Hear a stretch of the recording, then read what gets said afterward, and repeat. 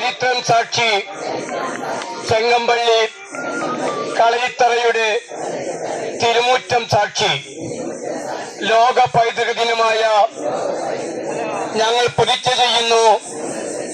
നാടിന്റെ, രാജ്യത്തിന്റെ, ലോകത്തിന്റെ അടിസ്ഥാന ഭാവമായ ജൈവഭാവം തന്നെയാണ് നമ്മുടെ പൈതൃകം.